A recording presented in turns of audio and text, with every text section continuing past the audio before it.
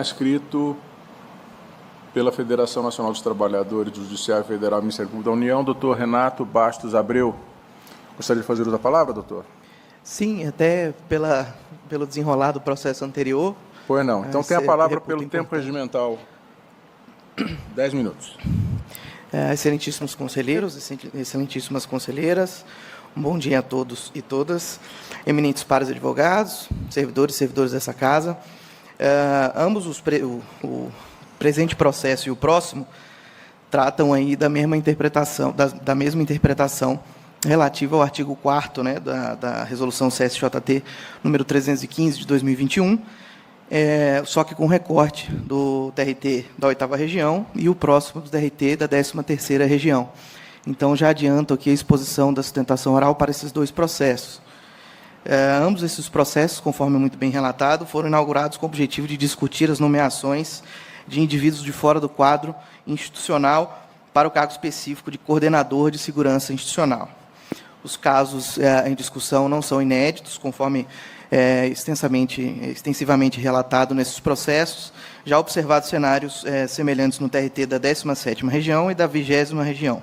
Como visto no processo anterior, na 10ª região, nós também temos essa problemática, né? Então, trata-se aí da interpretação, principalmente da parte final, né, do artigo, em que, na visão da Federação Nacional dos Trabalhadores e das Trabalhadoras do Judiciário Federal e MPU, nós teríamos como regra a interpretação no sentido de que os servidores têm que vir de dentro dos quadros institucionais da Corte Trabalhista e de forma excepcional, devidamente fundamentada, né, quando a designação ocorrer de agentes, né, de fora do quadro. Isso quando o tribunal não possuir estrutura. E essa aí talvez seja a grande controvérsia da questão. O que seria uma estrutura?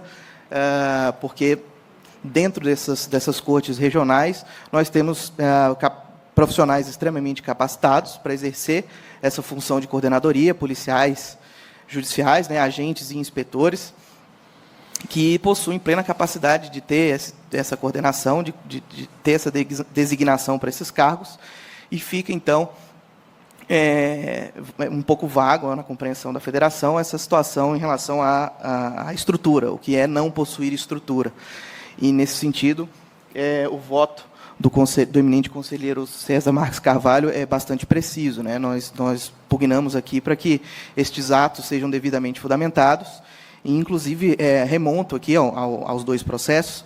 Foi relatado tanto pelo Sindijuf Pará e Amapá, no pedido de providência 3552, dígito 40, e como do Sindijuf Paraíba, no PCA 2802, dígito 38, que, quando instados a se manifestar via requerimento administrativo na localidade por parte desses sindicatos, a mera resposta que foi fornecida aos sindicatos foi no sentido de que os agentes institucionais que ali foram designados fora do quadro teriam plena capacidade para realizar as funções, né, e que prestam um relevante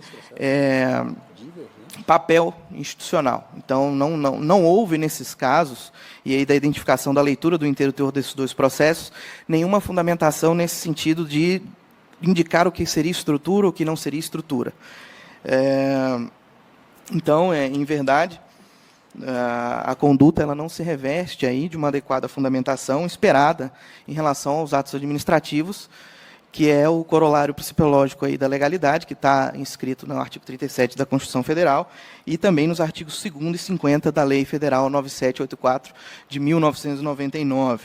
Então, nós temos uma obrigação em relação aos princípios da legalidade e da devida motivação do ato administrativo.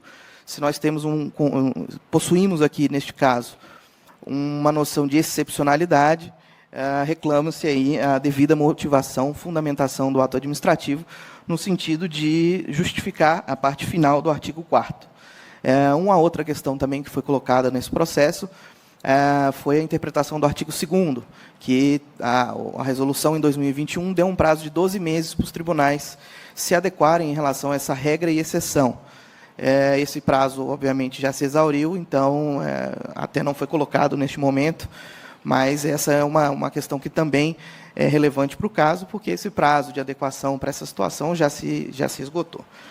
Então, além desses pontos, eu gostaria de frisar que a segurança do Poder Judiciário ela é instrumento que garante a própria independência da justiça no país. Não é à toa, então, que o Conselho Nacional de Justiça, por intermédio das suas resoluções 344 de 2020, 379 de 2021 e 435 de 2021, definem a segurança institucional como um mecanismo indispensável para assegurar o funcionamento da justiça sem influências externas, respeitando aí o princípio da separação dos poderes, também inscrito no artigo 2º da Constituição Federal, e o que se amolda, né, integralmente ao exercício do poder de polícia administrativo nessas cortes. Então, diante dessa relevância e da própria relevância da função exercida por esses coordenadores e por serem conhecedores da realidade institucional, é que o próprio CSJT colocou como regra a nomeação desses servidores de dentro do quadro. E essa excepcionalidade deveria exigir a fundamentação adequada. Então, a Federação Nacional dos Trabalhadores e Trabalhadoras do Poder Judiciário da União e Ministério Público da União pugna para que sejam tomadas providências, no sentido muito bem do que colocou o eminente conselheiro César Marques Carvalho, de garantir efetividade ao que prescreve o artigo 14 da resolução, e determinando-se, né, a preferência imediata pela nomeação desses servidores de dentro do quadro e, nesses casos de excepcionalidade, que sejam muito bem fundamentados.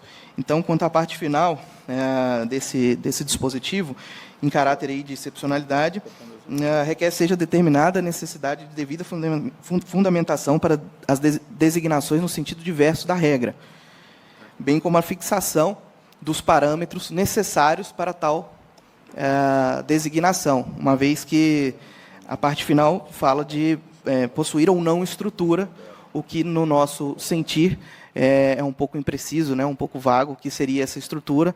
Então, creio que precisaríamos aí da fixação desses parâmetros em casos de excepcionalidade. Nos dois casos em concreto, então, roga-se pela revogação desses atos administrativos de nomeação e a análise, né, da nomeação dos servidores de dentro do quadro institucional, uma vez que a atual situação verificada nesses quadros é possivelmente frontalmente contrária ao que dispõe o artigo 4º da resolução CSJT número 315. Obrigado.